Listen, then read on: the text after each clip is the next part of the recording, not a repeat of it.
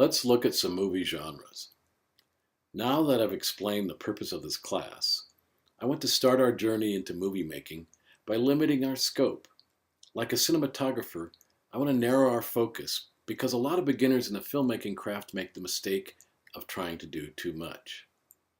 The techno geek power of having this relatively inexpensive digital technology at our disposal to capture whatever we want suddenly transforms us into a machine creature gone mad and turns us into some kind of American transcendental poet. We feel like we're nature's omniscient eye. We want to dive into the maelstrom and contain multitudes.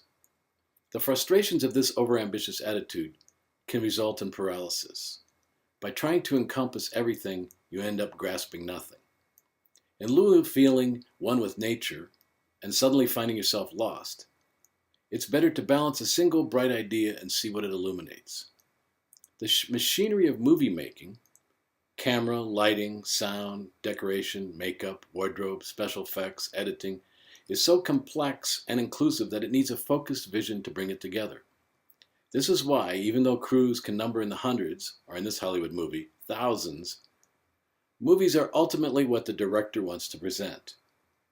And over time, it's turned out that what an audience wants to see usually falls into certain conventional storylines that a director explores if they want to connect.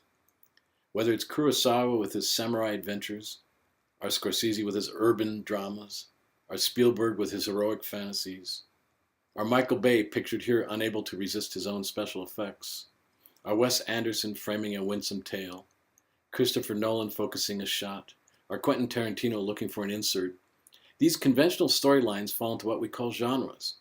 They excite our basic desire for self-preservation.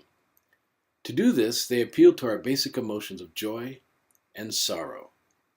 So we have storylines that are adventures where our hero faces death and triumphs either by being victorious or achieving a glorious martyrdom.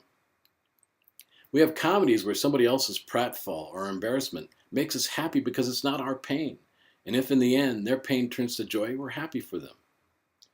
We have romantic comedies where love is awakened, then lost, then finally regained, for better or worse. We have science fiction storylines that take us into the future where we are given clues on how to survive now.